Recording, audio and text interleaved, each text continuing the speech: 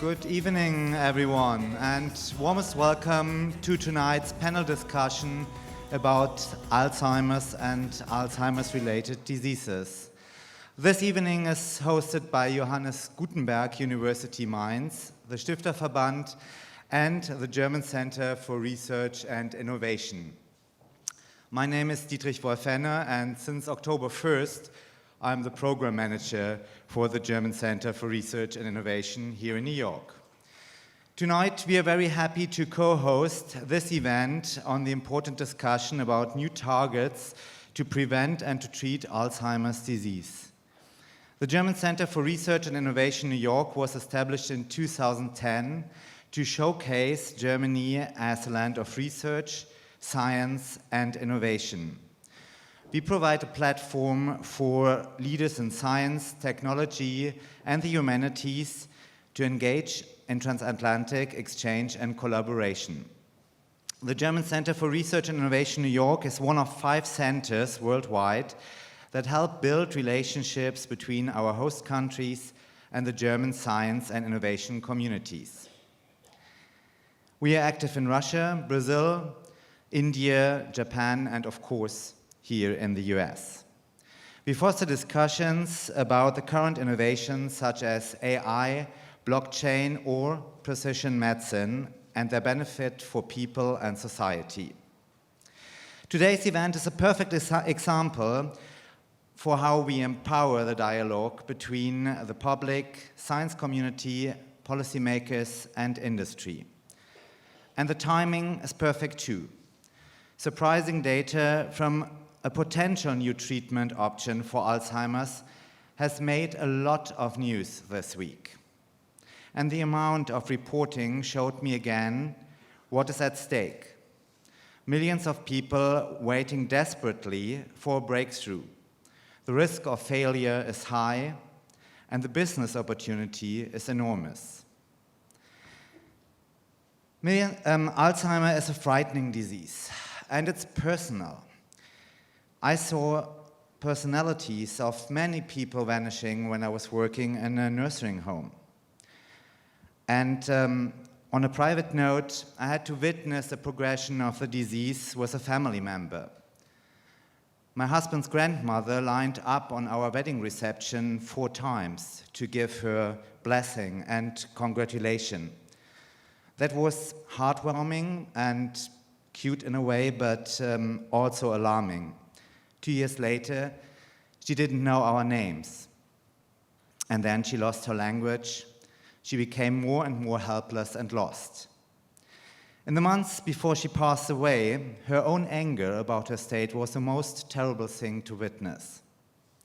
And I'm sure all of you know someone and know these stories about someone who had Alzheimer's or a related disease or who is still fighting Alzheimer. So with these stories in mind, I want to hand over the evening to our scientists tonight to get inspired and to hear about potential breakthroughs that are on the horizon. So thank you all for joining us tonight, and I have the pleasure to hand over the mic and the discussion to Fazi Bekulat. Thank you.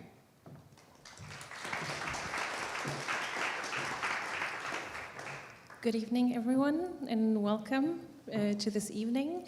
I have the pleasure to introduce this evening's panelists. These are Professor Ralph Nixon from NYU. He is also the director of the Center for Dementia Research at the Nathan Klein Institute. Professor Christian Beyer from the Institute of Pathobiochemistry of the University Medical Center of the Johannes Gutenberg University in Mainz, Germany. We have Dr. Mariel Owen from the Alzheimer's Drug Discovery Foundation, and also Dr. Markus Nielborg from Hoffnungsbaum e.V. So we came here together for a day workshop on Alzheimer's-related disorders in autophagy, and we connected and discussed and hopefully had great impulses we would like to share this evening with you. And we all did this in New York, and if you ask why New York, because, well, it's New York, but so it's kind of obvious. But New York has a bit of a history, so research of autophagy in the context of neurodegenerative disease actually started out kind of here with Professor Nixon in the forefront of this research, for example, and there are a lot of brilliant brains working on autophagy in the context of neurodegeneration in this area, so this area is well connected. So, well, New York is not only beautiful, it's vibrant, it's connected, and it's very, very busy. So, and one thing that strikes you, what struck me every time I come here, well, it's my second time, but well, is the traffic. There is a lot of traffic in Manhattan, especially. And I'm in awe of everyone who comes here and knows how to get from A to B on time, actually, because I think it's very, very exhausting over time. It needs a lot of planning ahead, and it needs a lot of energy, and I think it's over time quite, well, exhausting. And ideally, in a city like this, everything would be regulated and would work well, and then you would get from A to B whenever you want. But there are actually good examples of great cities who know how to regulate their traffic, their infrastructure, everything like this. And that's your average cell. Every cell in your body is like a city. It's just as crowded as New York, maybe even more, but it knows how to regulate its manpower, its infrastructure, everything actually. So depending on the area where your cell or your city is located, like a state, it may have different regulations, but it will solve its problems just as effectively. So, for example, if you have a construction site, well, it will be there just for a short amount of time, and then the thing will be standing there just as ready. And so you have a factory building, for example, that is not used anymore, so we're going to tear it down, we can use that space and recycle the material and use it. If we have something in the streets lying around, garbage accumulating, we send the garbage disposal team, recycling team, and they will get rid of it before it can accumulate and get toxic. So, but over time, imbalances can occur. So infrastructure over time gets used up, and also it's important to see that imbalances can affect your infrastructure badly. And depending on the area where your cell or your city is located, over time, these imbalances can lead to impairments. But importantly, depending on where it is, it can be maybe compensated, maybe not. But one area that is very, very vulnerable to imbalances and impacts from the outside is the area of your government. So if imbalances happen here over time, this can impact your whole body. Just as a government that doesn't work well impacts the whole country, this is the same in our bodies. So I have the pleasure to invite all our panelists here to put into context Alzheimer's, related disorders, and autophagy, to put into perspective in the picture I just painted here. Yeah, we will start with the talks first. We will have, okay, you will, okay. So we start with Professor Bale, who will give some insights into autophagy. Yeah, the analogy was quite good about the traffic and the traffic jam and the control of things in cities or in the cell, and to build the bridge to that, what we have heard in the introduction of Dr. Fenner actually is, yes, we are talking about Alzheimer's disease, but you also said there is, we don't have a cure yet, and so we are searching for cure. And so we are searching also for new mechanisms. And this was actually the purpose of our scientific workshop meeting, to sort of discuss and to address the concept of autophagy. How is it linked to neurodegeneration, including Alzheimer's disease? And what can we learn from it?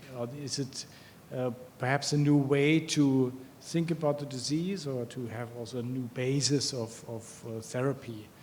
That's the reason why I'm starting with a short presentation, just to introduce what autophagy actually is in a few slides.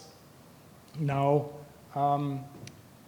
inside the cell, and this comes back to the picture given by Fasi actually, it's crowded. What you see here is these are basically proteins. So the proteins in your cell. So the cell is stuffed full of proteins, and we call it protein crowding. And you also have to know that every protein has a function in your cell. So it is architecture protein, it is an enzyme, it is taking care of so many different functions. But in order that a protein can function properly, it needs to have the right three-dimensional conformation. The figure must be right, and this we call the folding, the correct folding of proteins, just as symbolized here by this paperwork.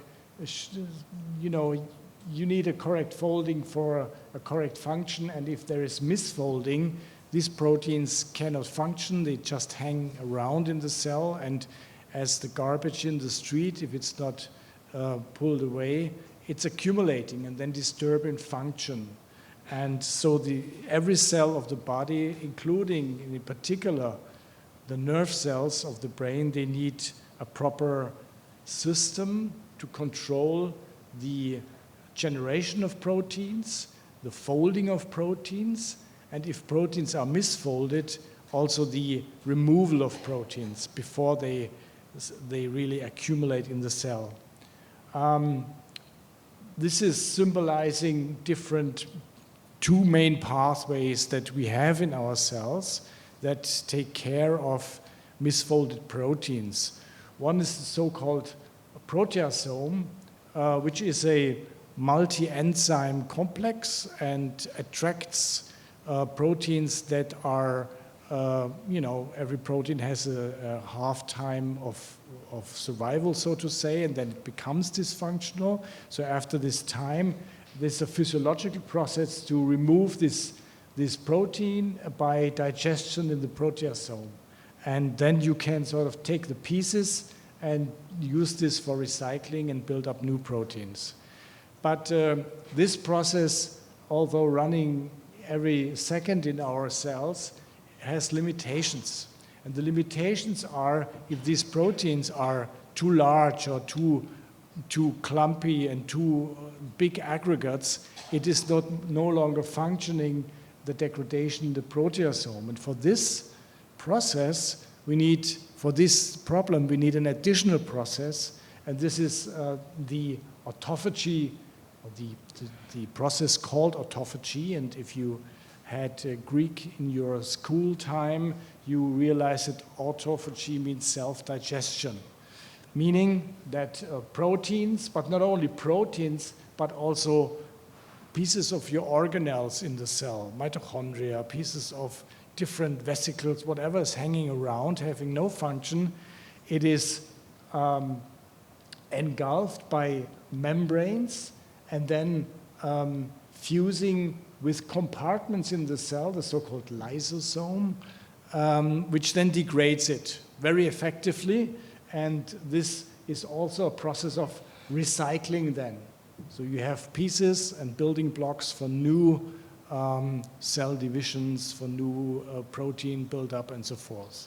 So these are the two basic mechanisms. And our workshop today was dealing mainly with this autophagy process because, as we will hear from Professor Nixon in the following short presentation, there is for quite some time a good indication that there is a disturbance of this process during Alzheimer's disease. There's clear proof that this is going on, and we as scientists, we need to work on this and then try to find ways to sort of perhaps use this as a potential target.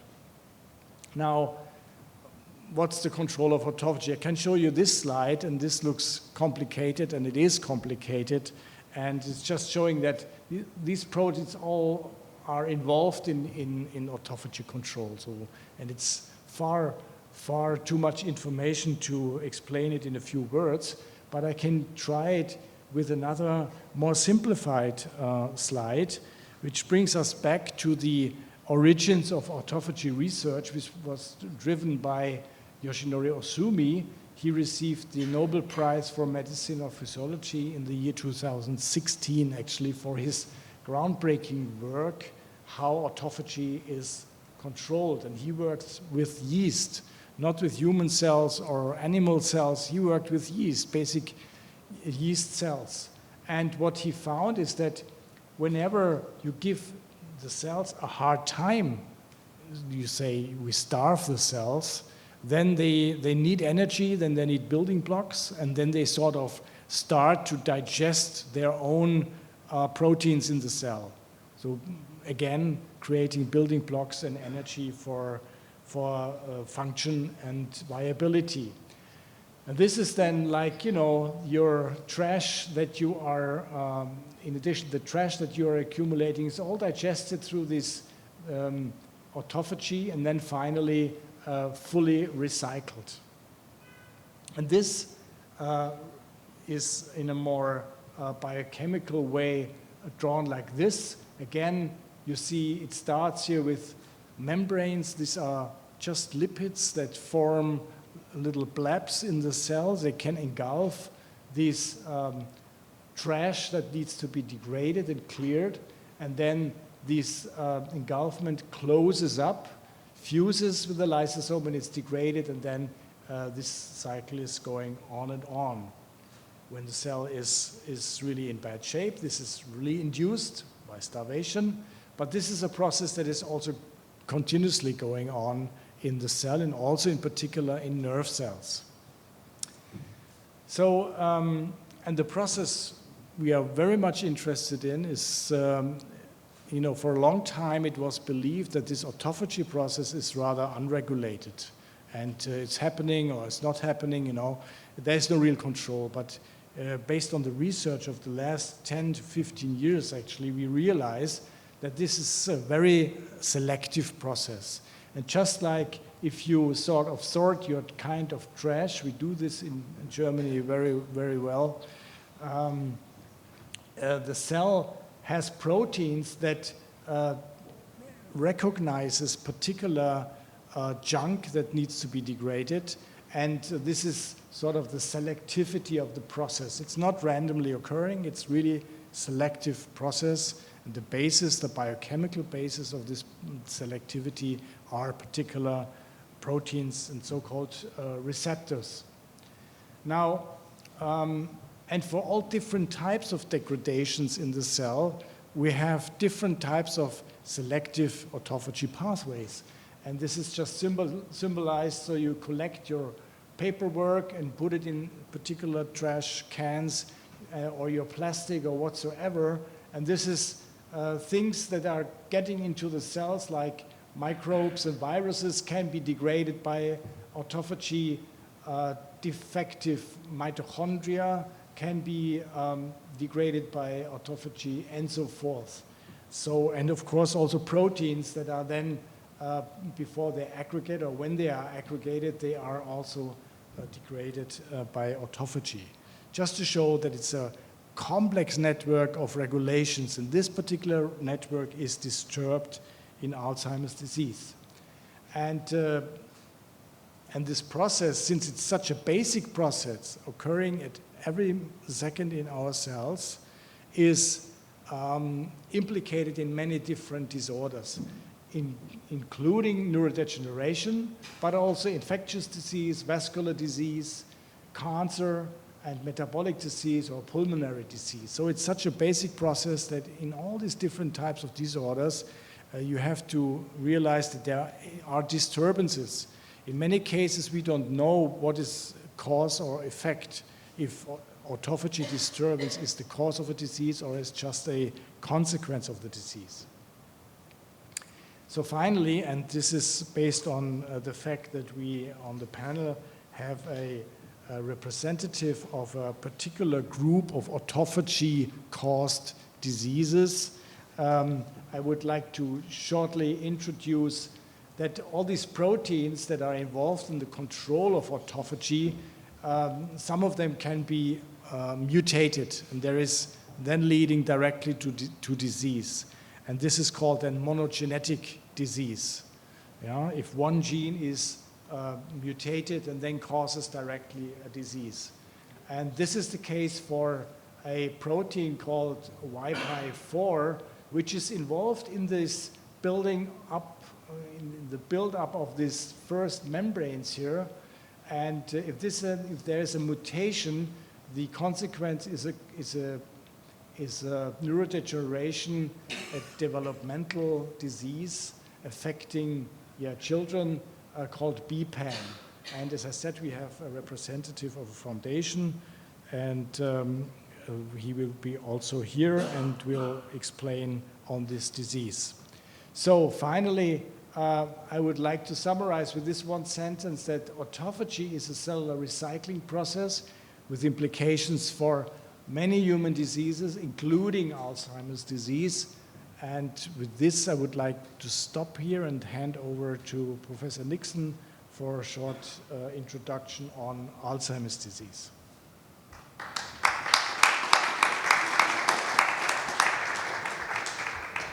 Well, thank you, Christian. I think that was excellent. The process of autophagy is really complicated, and I really congratulate Christian for, as complex as it might have sounded to you, this was a really a very clear overview of the process. So what I wanted to do, since the focus of this meeting was Alzheimer's and autophagy, is to provide the context of Alzheimer's disease. I don't know the background of the audience, but I'm guessing that some of you, the prevalence is so high that some of you have probably experienced knowing someone with the disease or having a close relative with the disease, and you know what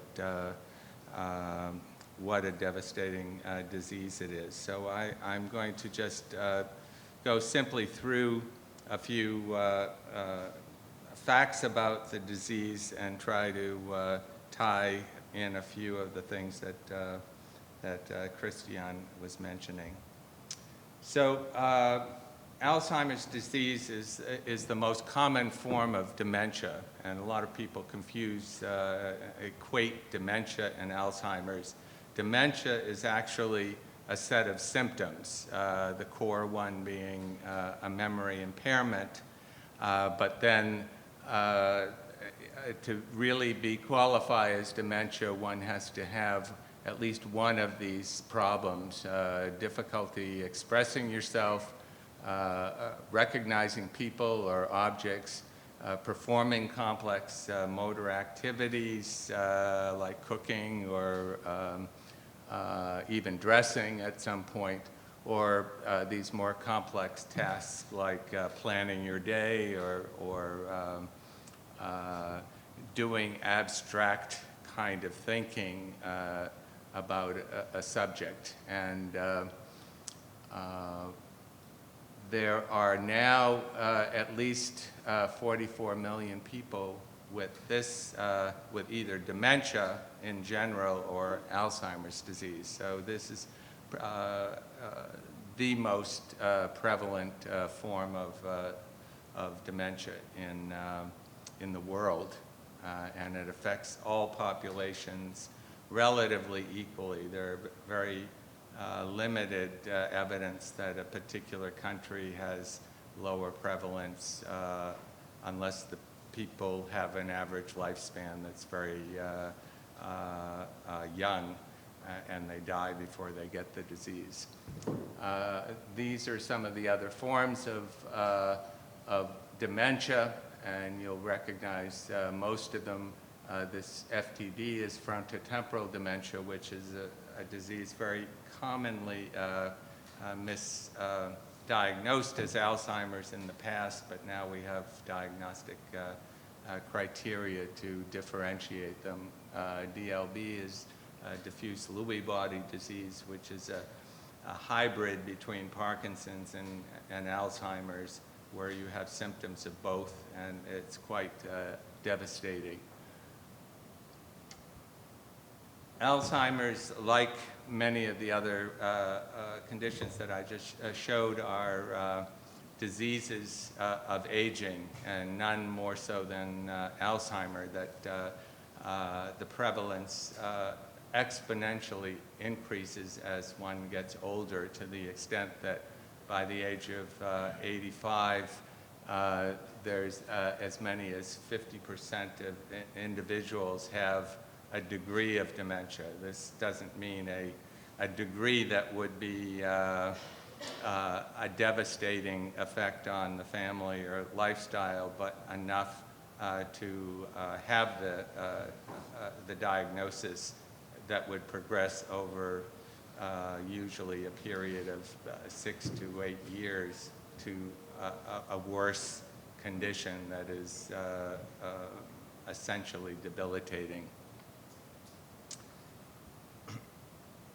So this is who the disease was named after. This dapper guy is Alzheimer, and next to him is Emil Kraepelin in Munich. They're sitting around. Emil Kraepelin was the psychiatrist who was trying to differentiate these puzzling forms of psychiatric disease, and to do it by looking at the brain and staining it with various types of stains to reveal pathology. And Alzheimer had a special stain that he had developed, a silver stain. And at the same time, he was seeing some of these individuals, and this woman was a patient who presented with some memory disorder, some confusion that was relatively mild at the time, but over a period of 6 or 7 years resulted in her basically being bedridden. And she died with very severe memory loss, as well as some of the other symptoms of dementia that I mentioned. And when he looked at the brain, with the silver stain that he had, he found these two unusual pathologies here. One was called the neurofibrillary tangle, NFT, which is inside the brain cells, and it's an accumulation and aggregation of proteins similar to what Christian was talking about, but it's a very specific protein, tau, which some of you might have heard about.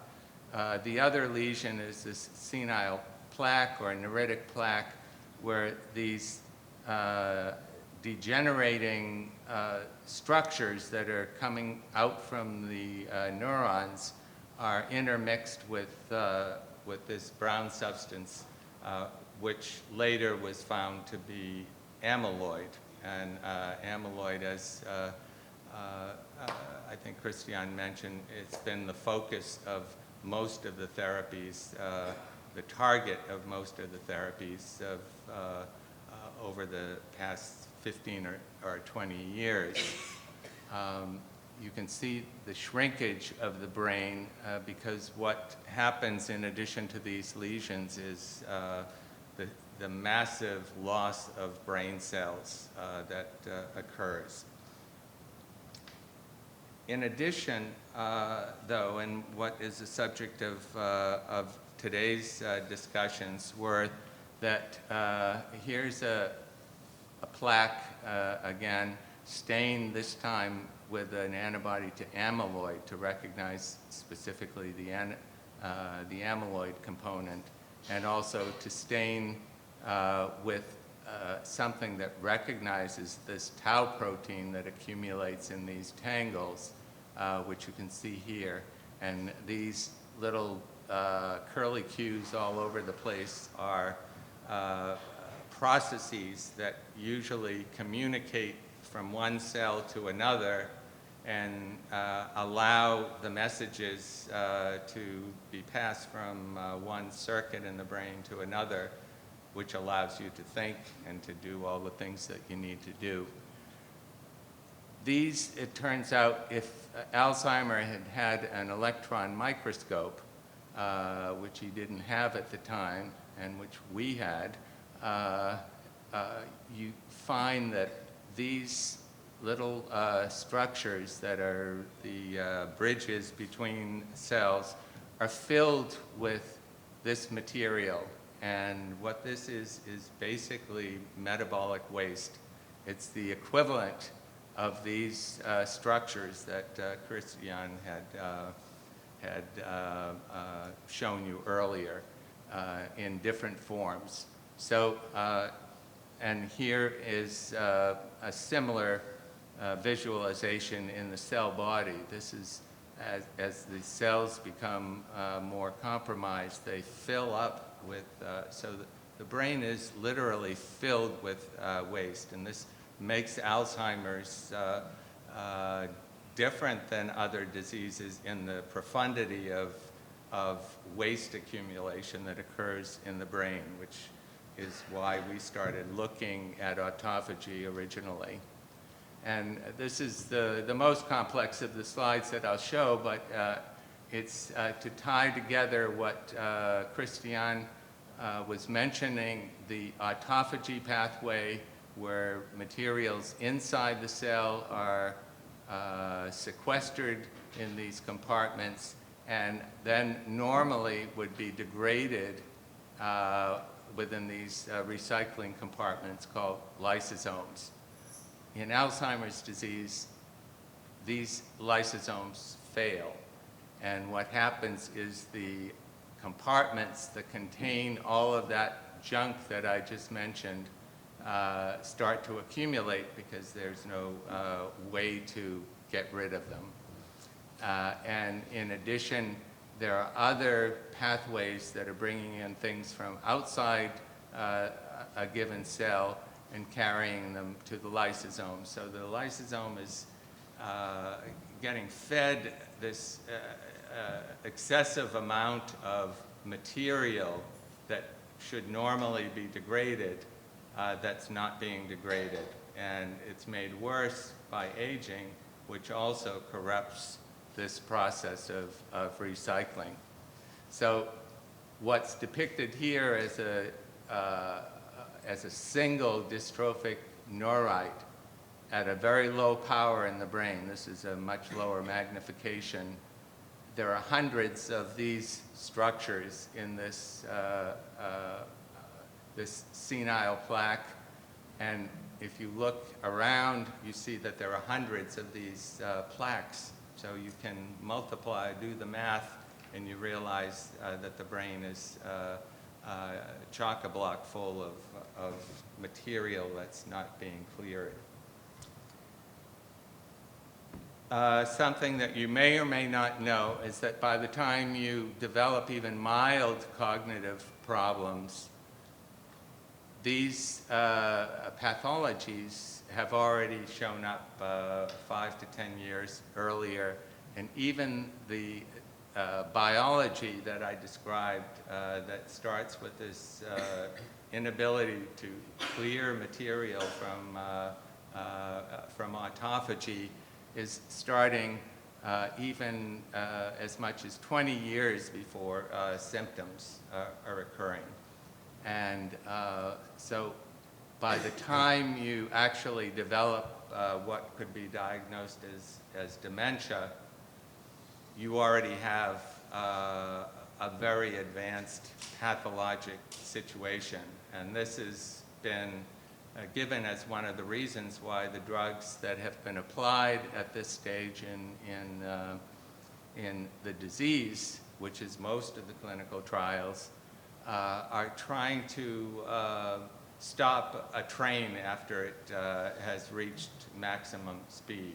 It's just a lot harder than if you put a little block in front of the wheel in the train station and prevent it from starting. So all of the treatments now are trying to be aimed at this earlier stage, and ideally what we were talking about today is to interrupt the disease at its origin, which some of us, including myself in Alzheimer's disease, think it's this corruption of this clearance mechanism, which allows these other proteins that are more well known, the amyloid and the tau, to accumulate because they're normally cleared in the brain through this autophagy system. So everything can kind of be traced back to this very early biology, and if you could somehow intervene and start to get that system working more effectively, you could, in theory, prevent all of the clinical symptoms of Alzheimer's. So that's the goal with Alzheimer's, a similar goal with many of the other Parkinson's and Lewy body disease. They all have the equivalent of this tangles and plaques, different proteins, different look to the lesions, but same philosophy here. So there is a goal toward being able to at least detect this stage of amyloid, which is well before clinical symptoms. And this is done by using PET scanning, which can detect, even in these mild cognitively impaired individuals, this growing amount of amyloid that's shown in red here. It should be mentioned that this technique is so sensitive that even people who are cognitively normal can have quite a bit of amyloid in their brains, and the presumption is that they would go on and develop Alzheimer's, but it's really not been nailed down that everyone who has amyloid in their brain is going to get Alzheimer's disease, and that there's this concept of functional reserve, which is a very vague term for the resilience to pathology that people have. And the strategy, which includes enhancing autophagy, is to build up this resilience to even something that might be building up as a toxic process in the brain, to resist it and to prevent cognitive. So there are different ways to look at how autophagy might be involved in clearing this junk out or making the brain cells more resilient to being impacted by it. So the approaches that have been tried have mainly been, as Christian mentioned, this amyloid vaccine or anti-amyloid treatments, some beginning to target tau, and they haven't been working as we had hoped. And there was someone referred to a study this week that came out that suggested perhaps a little glimmer of hope with one of the vaccines that seemed to be showing some benefit. But this is far from, papers tend to hype these discoveries, as you probably know, and there's a lot more work that needs to be done. The current treatments are ones that try to enhance the communication between still surviving connections between one neuron and another, and these are the drugs like Exelon and Aricept that are enhance these chemical communications, and this drug memantine, which is a drug that stimulates the response to these various chemicals. Those are not drugs that will delay the disease. They treat symptomatically. The disease still progresses, but does have some benefit. So, like I said, and Christian said, at least 80 to 90% of the research that's been done so far has been done targeting mostly amyloid and more recently tau. Almost none of the research has really seriously approached this other arm that would lead to survival and resilience of the brain to a disease like Alzheimer's or Parkinson's or any other late onset disease. This is where autophagy falls into that category because it is it's both protecting by clearing toxic materials, it's repairing by recycling things that are necessary to regenerate structures within the cells that are, and if you can't recycle, you don't have the building blocks to do this. So this is one of a number of avenues that are being explored, but one that we think is very promising. And this is, without getting into the weeds about this, this is actually even an older slide, but these are different drugs and different genetic ways to manipulate the autophagy system that in mouse models of Alzheimer's disease and even in mouse models of Parkinson's, these drugs that enhance the ability to clear proteins through this pathway have remarkable therapeutic effects. And you've heard this with amyloid vaccines too, which cure mice left and right, but don't work in the clinic. There are different reasons why that's the case with amyloid drugs. I think the promise here is that this is a system that, if it were manipulated properly, would have the potential of being a way to delay or slow the progression of Alzheimer's disease. And we talked about just one other brief mention about a great deal of interest right now in risk reduction therapies that are based upon altering lifestyle. Our lifestyle, if you hadn't noticed, is horrible. We don't exercise enough.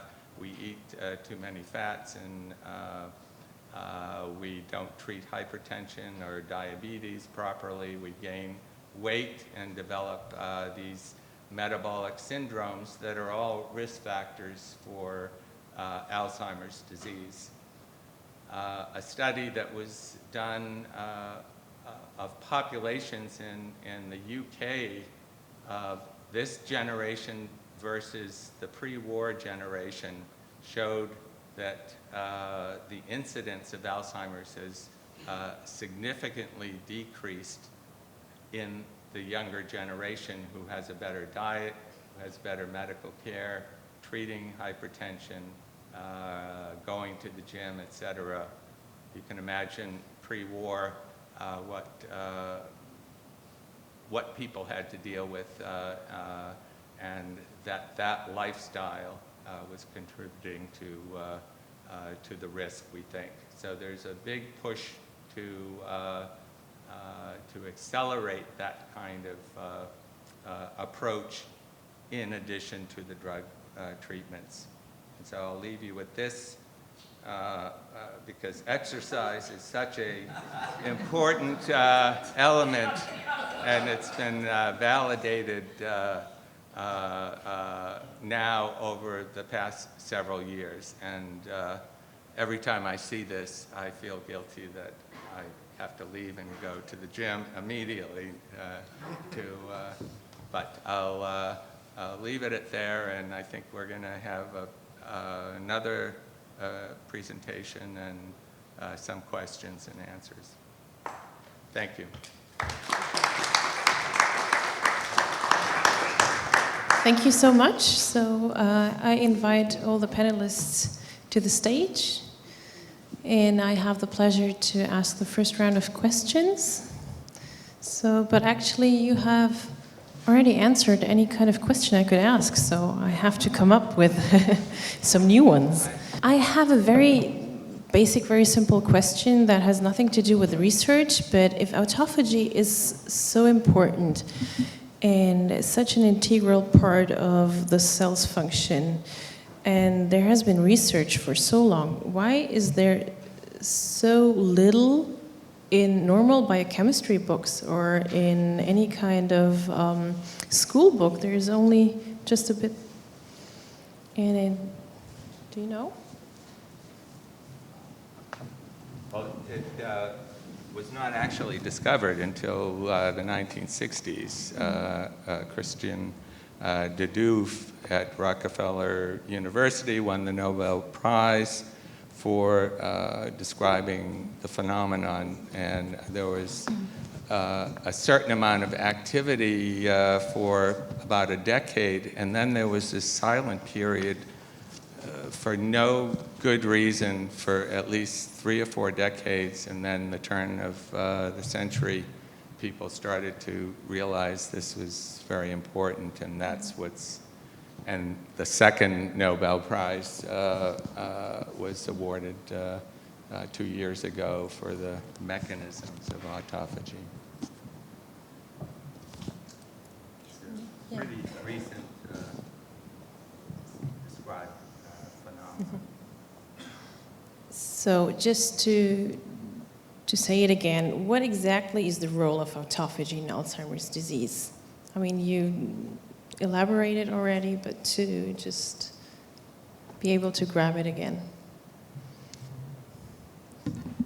Well, as pointed out, there is disturbance of this pathway in the neurons, and you have to realize that neurons are cells that are not dividing anymore as compared to other tissue in your body. So, our neurons, they stay all of our life, and they have to take care of, clearance of junk and all these functions all the time, while having a lot of impacts from different risk factors. Ralph mentioned some of them. So there's a huge demand of clearance of defective proteins and organelles, and this obviously, as pointed out, is disturbed, and this leads to clumping of neurons, which means there's no longer a proper trafficking going on in the neurons, because neurons are quite large cells. If you consider the ischiatic nerve from being around 1 meter in length, you can imagine what the transportation along this nerve really, how demanding this is. So if there is clumps there based on the defective autophagy, it's just not working anymore. And this, of course, is going on in the brain and leading then to dysfunction. Great, thank you. So you already mentioned it, but you would see autophagy more as a target for prevention and stabilization versus a treatment or a cure? Or both? Well, a cure in the context that I described, the train analogy, is really unlikely, because by that point, you have so much cell loss, and the brain cannot regenerate very effectively. There's a little caveat about that, but for the most part, you lose your neurons, they don't come back. And so trying to cure something that involves having more neurons and more connections is not realistic. So the goal is really to prevent, that would be the ideal, but to intervene, which is sort of a compromise where you have minimal brain cell loss, but you have some of the markers that would indicate an early stage of the disease. That's why biomarkers like the imaging and blood markers are such an important thing, that we're looking for that sign of the early stage that we can then apply these drugs, and that is more likely to be able to slow the disease. But you know, we talked a little bit today about lifestyle as a way to actually delay the onset of Alzheimer's disease, and that's really within our ability to do, is to adopt lifestyle changes, diet and medical surveillance and exercise that have been shown to delay the onset. This is how it's been evaluated, that they're effective measures, is because those people have a later onset or no onset of Alzheimer's.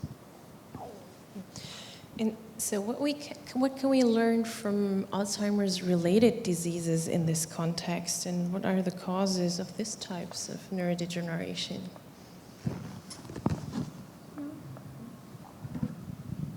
Well, there is a hope, and we discussed this also during the day, that some of these neurodegenerative diseases, which are mainly age-related, they have common pathways, and we were talking about diseases, at least in part, Parkinson's, but mainly also on amyotrophic lateral sclerosis, as compared to Alzheimer's, all showing disturbance in the protein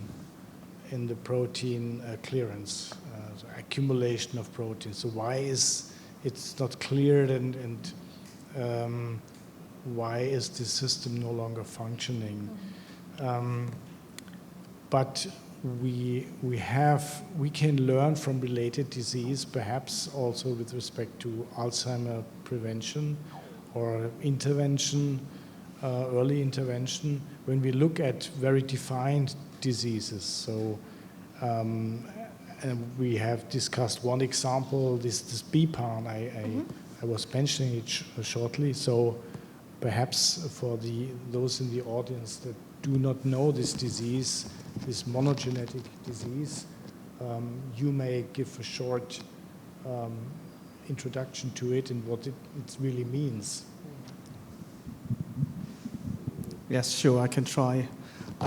For this, I have to state I'm a representative of a patient organization from Germany, and we are representing patients, it's mostly children, who actually have that disease. BPAN, this is caused by a mutation of one gene on the X chromosome, and this gene codes one of the proteins that are important for the early parts of the autophagy running in the body. And one main symptom for the clinical diagnosis, this is important, is that it accumulates iron in the midbrain. So, but the role of that iron is not very much cleared up to now. But still, this is autophagy basically that is not running properly, and this produces symptoms in children already at very early age, which first presents as a development disorder. Then often, almost all children, they have different forms of epilepsy, and most of the children, they do not develop any speech, any language. Some of them, they can say a few words. Generally, communication is very problematic. Not even sign language is something that at least many of these children can actually learn. And I must say, I can also describe it from my own perspective because my daughter is also affected by this disease. She's now 7 years old. She goes to school, a special school. But for us, that means the life that we lead is very much different to the life to many other families. So our children is dependent 24 hours on us, on our help. She cannot run, she cannot move, but we know that she recognizes much more than actually she can express, and this is something that we actually cherish, and well, it's a difficult situation, but we have to learn with that. Thank you. So, where would you see the potential of autophagy in targeting diseases such as this and targeting genetically caused diseases versus non-genetically caused neurodegeneration for the whole? Well, I can try. Well, I've discussed this matter already with one of the scientists here because, and you said it, at a late stage when we see already the symptoms, the cure of the disease is basically impossible. So that means if you want to attack this disease also with this, say, genetic alteration, we have to start at a very early age. That means we need some kind of screening already with newborns to actually find out if they have this genetic mutation. Then maybe there's a hope that with a genetic treatment that basically the symptoms maybe do not even show up or at a very mild stage. For us at the moment, the most important thing that we could try, or this is the main goal, is to chronify the disease. That means you have to know this is not how it stays. This is a degenerative disease. From all what we know is that at a certain age, mostly people say at young adulthood, these children, they degrade heavily, very quickly, with strong dementia, with strong dystonia, which means she will be bedridden, she will probably not recognize us anymore, and typically many of the children, they die at very early age.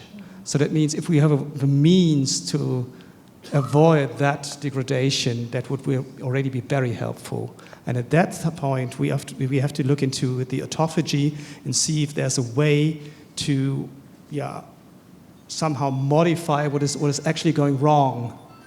And I think there are some ideas going on. There are some ideas on the market, but of course, the research is only beginning right now. Yeah, you're right. But what this also tell, if you try for a second to be, to take away the personal empathy, but as a scientist, what does this really prove? It proves that a dysfunctional autophagy is causing dementia, in this case, a developmental type of dementia, yes, which then is also a big hint and a big motivation to further go into detail in this process also in other neurodegenerative disorders. So that's sort of a lifetime proof that if this process is really disturbed, it can lead to this devastating dementia phenotype. So for this, it can act, and this was the initial question, what can we learn from rare disease for the big ones, number-wise, so to say. Every individual is it's a horror for every individual. But if you count on numbers, okay, of course, we need new ideas for the prevention. And this could be one hint. Say, well, let's try to stabilize autophagic function in neurons, and then this may be one way to prevent, but not to sound too optimistic at this point in time. we are very early in the stage of knowledge how this, as we learned today during the workshop, how this is really going on, and it's not as clear-cut as in the BPAN case, basically. Yeah, and from my perspective, so at the ADDF, our primary goal is to find drugs and treatments and put them through clinical trials so we can get them to patients. And we scan the field, we look at the science, and we see what areas are new and emerging that could be targeted for drugs. And these rare disorders give us a sort of proof of concept that show, these really could be involved in the disease and help us identify targets that we can start to develop drugs and therapeutics to really go after fixing these problems.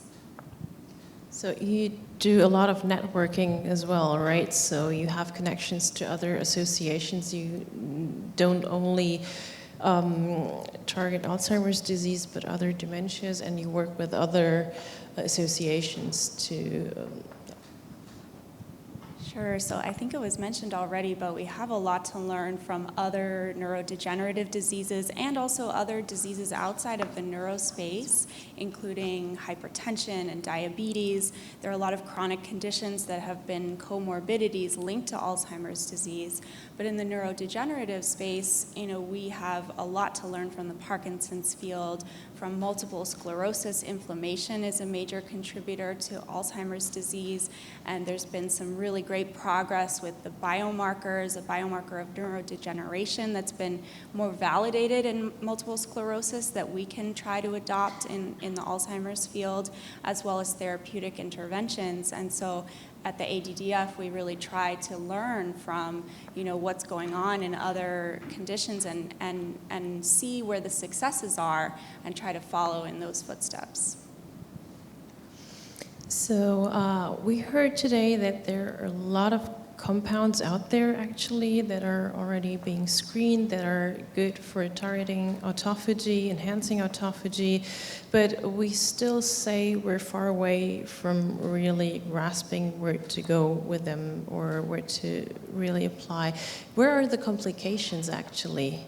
So why are we so far away from a real translational step?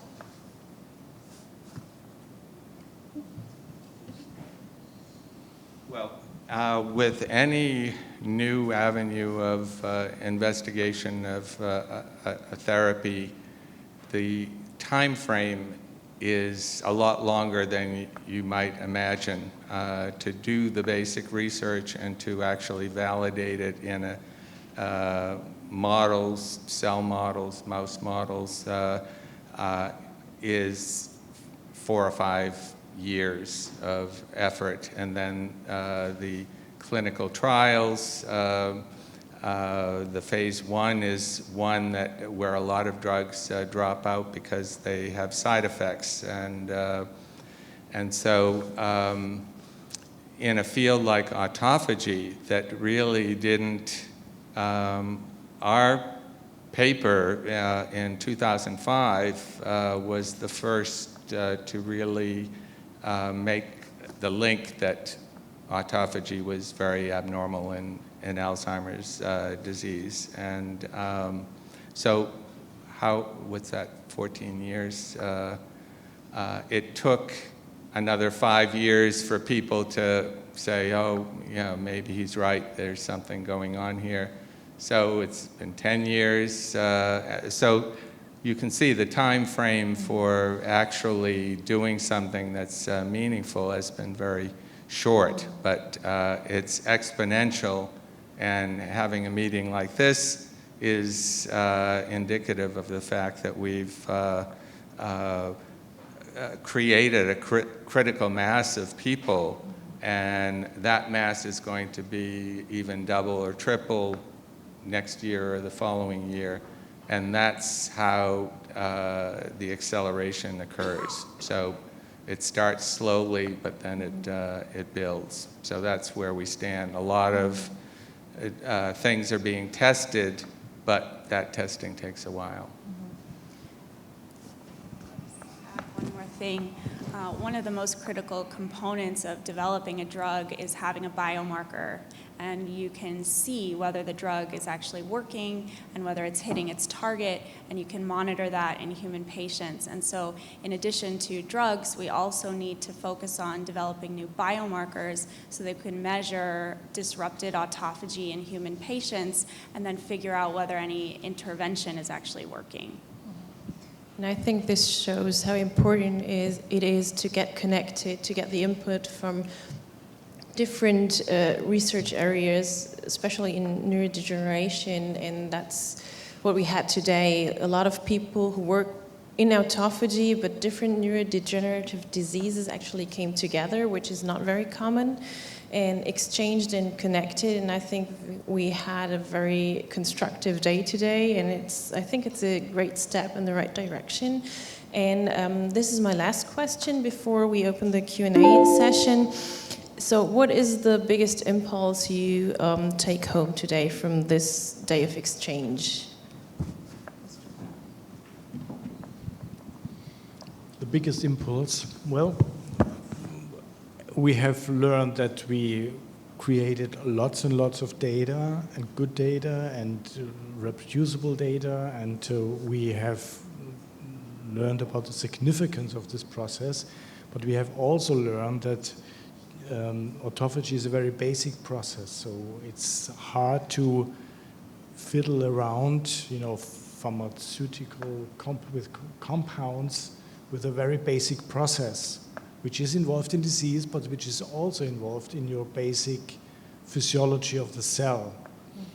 Nevertheless, what I have the hope is that indeed with this new knowledge in particular in neurons, so we started in the autophagy research in yeast, now we are already in the neurons, which is completely different from yeast, but the basic mechanisms are sort of the same. So I think it's a very, very good step forward that we are now in the cell type, which is really relevant for diseases such as Alzheimer's disease. So I'm very optimistic that this drives research further and gives us also motivation to do even more work based also on the experience that we hear from families that are affected by diseases.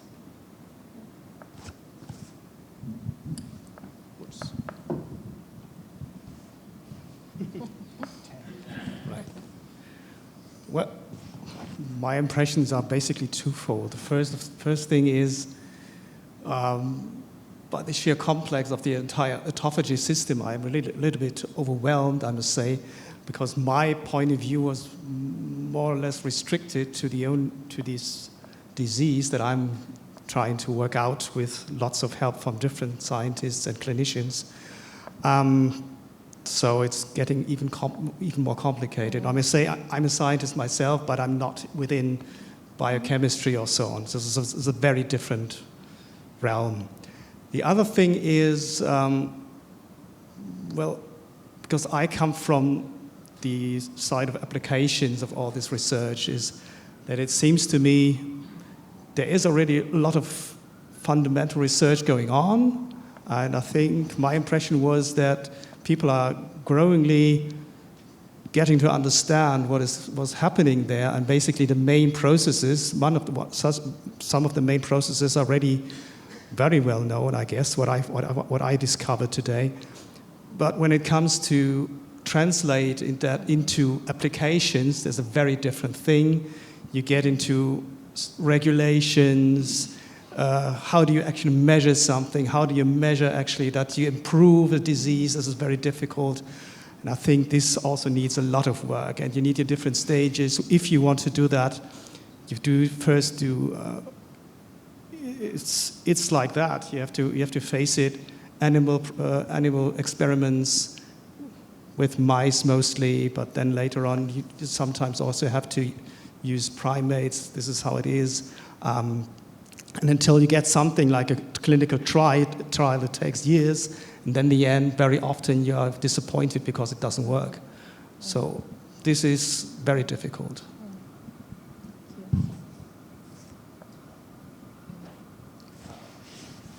I think what this day did was to persuade our colleagues working on different diseases that there's really incredible value in coming together to talk about the commonalities and the differences, focusing on autophagy, but in relation to different diseases. And you would think this would be an obvious thing to happen, but this was basically, I think, the first meeting that I've seen that brought people that are working on Huntington's disease, ALS, Parkinson's, Alzheimer's disease.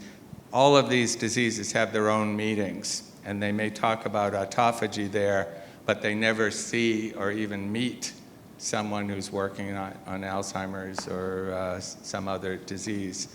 And I think it opened people's eyes as to how this can really accelerate research by combining our collective wisdom on these different diseases.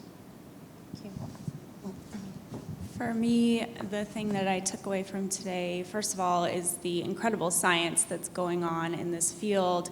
These scientists that presented today are doing hard work trying to figure out a very complex process that is autophagy.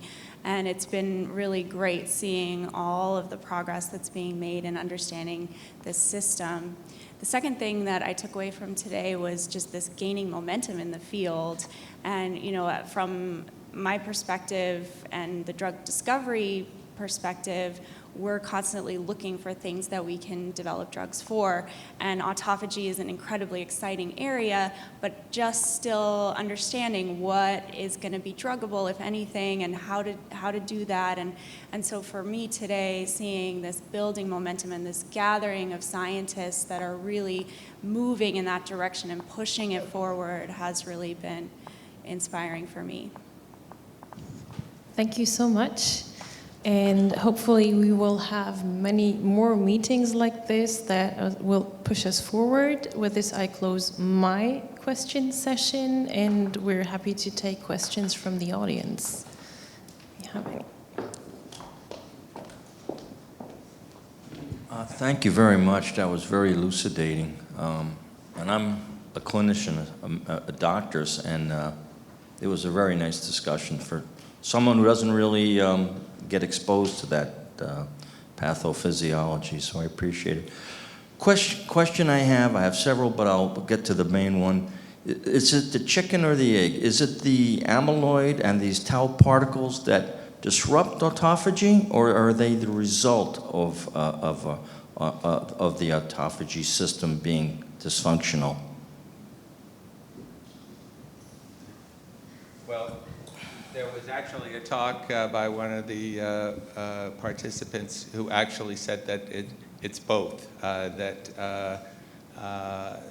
And this is the case, I think, with a lot of these proteins, including amyloid-like proteins, is that they disrupt the very process that would be clearing them, and that promotes more accumulation. So it's both the chicken and the egg, I guess. And this seems to be a common theme that one promotes the other to happen. If I can follow up very quickly, Yeah. On the autism spectrum, has anybody ever looked at this in all these kids that have autism? Is there a dysfunction in their way the autophagy system works in neurons? Well, with BPAN, this is certainly the case. The autism is also a typical symptom with BPAN and other diseases in this MBA spectrum where at least iron is deposited in the midbrain. Yeah, at the very molecular level, synaptic level, the communication between the cells, there's remarkable similarities in the machinery that is disrupted. There are different disruptions of that machinery, but there is understanding how the machinery works is going to have information that's relevant to autism and the cognition problems in that realm and those in other diseases like Alzheimer's. Any other questions in the audience? Oh yeah, I'm coming. To what extent is funding adequate for the research, and if not, how much is that delaying progress on the research?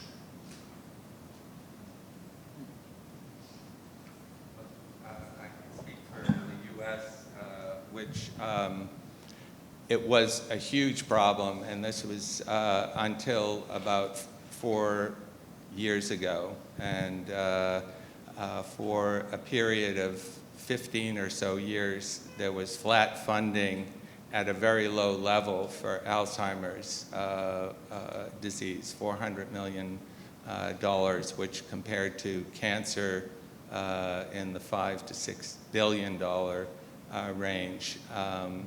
And there was an advocacy spearheaded by the Alzheimer's Association, among other advocacy groups, to push Congress to accelerate the funding, and now the funding is up to $2 billion.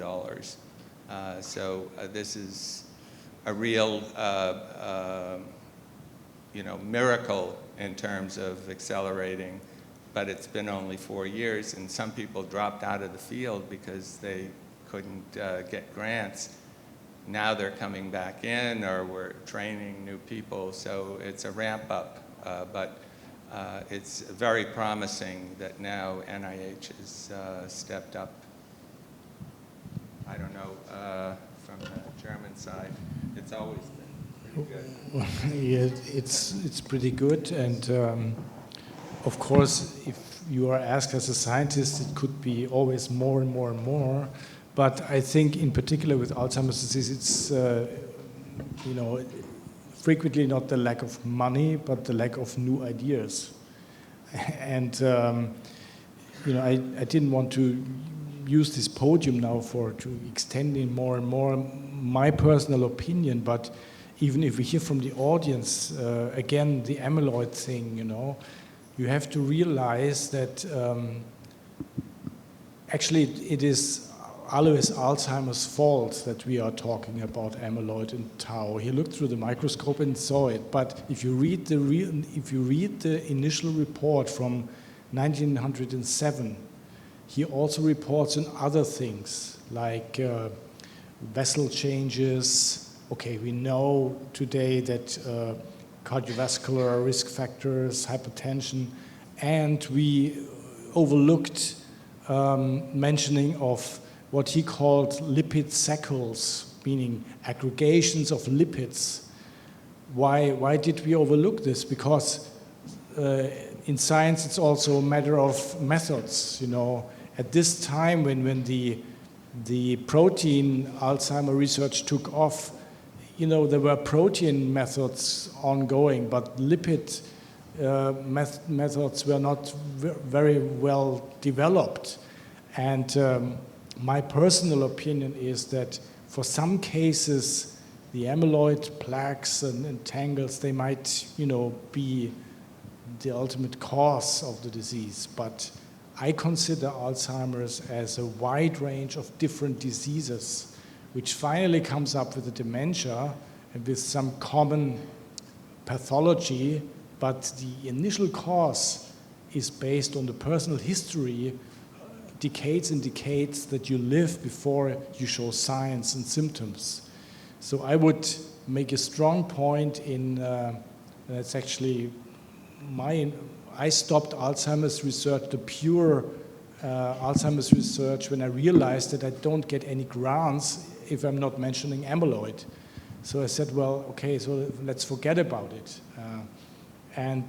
So we have to open the box, think outside the box, and not gather weird ideas, I mean really basic science, natural science-based new developments. And my hope is that what we did today, the autophagy part, is one step in this direction. And again, I don't want to say that the amyloid has nothing to do with the disease, but there might be a particular fraction of patients. And knowing that we do, amyloid is one of the best understood, biochemically best understood molecule in molecular medicine. And it is around concentrated research about 30 years. I actually started my career also with amyloid on the West Coast in the 90s. So, but there's nothing that we have in our hands now. And even if the newspapers are now full of the reinvention of whatever immune trials, it appears weird to me that a huge company drops out a drug and then after 3 or 4 months says, well, we started to recalculate, we have a few more patients, and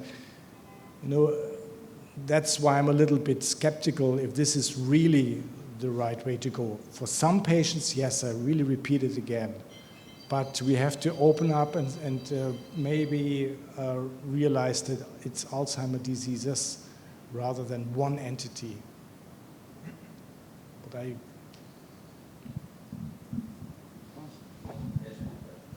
Can I quickly add a little aspect to that? Because you were specifically asking about funding situation. It's always depending on the actual disease. When you're talking about these widespread diseases like Alzheimer and Parkinson's, I think the situation is pretty okay. But most of the neurodegenerative diseases, they are also the rare diseases. And they share the same fate like all the rare diseases here. The funding is really poor. Yeah? So public funding is really poor. As far as I know, there's really not one program in Germany for public funding like that for rare diseases. There's a little bit from the European Union, but apart from that, it's really, it's bleak. My name is Howard. I'm not from this field, so I'm an outsider. I have some simple question for Dr. Nixon about the brain inactivity and the low education. And based on your chart, people at 40 should start exercise, start prevent Alzheimer's disease. So that comes to a question, its brain is not a muscle. So muscle you can jump and run and exercise. How you exercise the brain, and whether music, color, painting could be a good avenue, or even rock and roll, loud noise, or quiet meditation. Well, there, in fact, are a growing number of studies. One of the offshoots of having a bit more money is that we can explore avenues that include Eastern as well as Western approaches to therapy. And as you know, you probably felt better after you had this treatment, which indicates what we already know, which is that when you feel better, your brain is infused with hormones and growth factors and various things that give you resilience to disease, improve your immune system, etc. These are all factors that may play a role in reducing risk. So it's not, the brain isn't a muscle, so you're not contracting it and moving it around, but it is being constantly bombarded with factors that are both good factors, therapeutic, and toxic factors.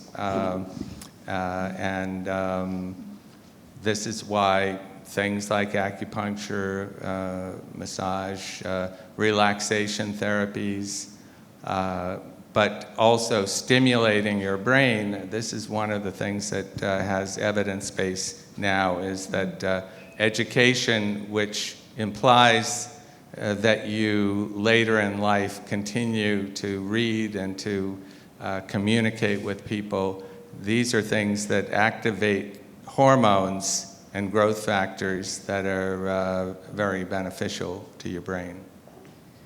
Thank you. One last question was here, I think.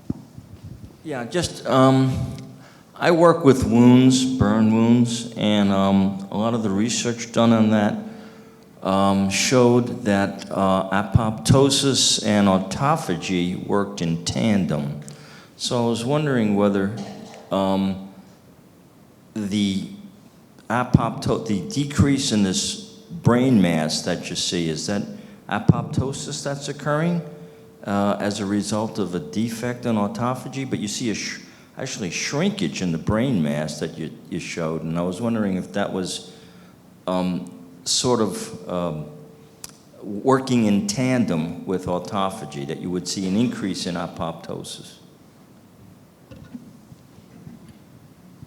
Well, there is a particular pathway which is a autophagy-dependent apoptosis, which is highly related to cancer cells actually, and is defective in cancer cells.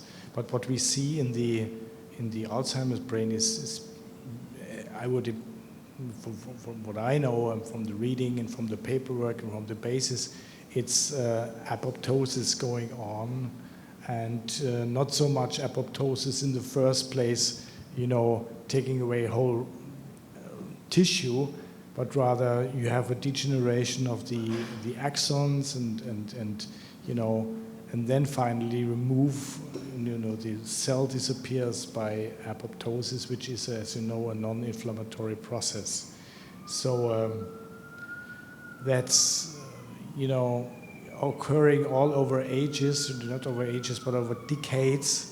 So it's hard to follow it it's hard to simplify it in a model system actually. There's even, in mice, there's no good models showing where you can induce a real neurodegeneration. A few of them are now available, but it's not like that you pump a mouse full of amyloid protein, then the brain falls apart. It's not like that. So it has to take a lot of time before the cells then finally goes into apoptosis. But coming back to your question, I don't see this. It's not working in tandem. No. Okay.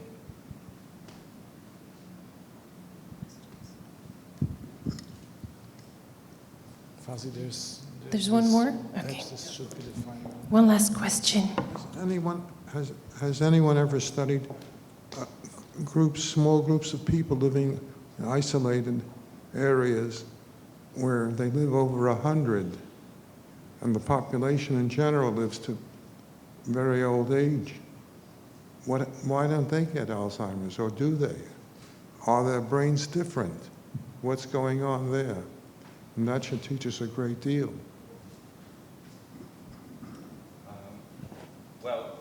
They do get Alzheimer's, but they are more resilient for the same reason that they are resilient to the effects of aging, the onslaughts of aging. And there are populations like in Okinawa and different parts of Japan where, but elsewhere as well. And usually, the answer is that no one really knows all of the factors, but part of it is genetics, that this is a population that is fairly closed, and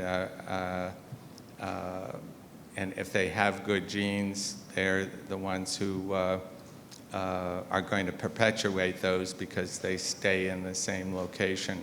But even more importantly, it seems as though diet and a healthy lifestyle is very important to longevity. And I would just add that good autophagy is one of the most important factors in determining lifespan in not just humans, but in other species. So if you clear proteins well, you might live longer. So that's maybe where we should leave, the best message we could leave you with right now. Thank you so much. Well, with this, we will wrap up the evening session. We would like to thank the German Center for Research and Innovation for co-organizing the event with us. The team has done a wonderful job in supporting us. Thank you so much. Thank you to the scientific organizers, Professor Ralph Nixon, Professor Christian Bale, to putting together a great program, to all the scientists who came together here to exchange knowledge, to our other panelists, Dr. Mariel Owen and Dr. Marcus Nielbach, and of course the audience. Thank you so much. We had a great day, we had a great evening, and now there is a small reception. Thank you.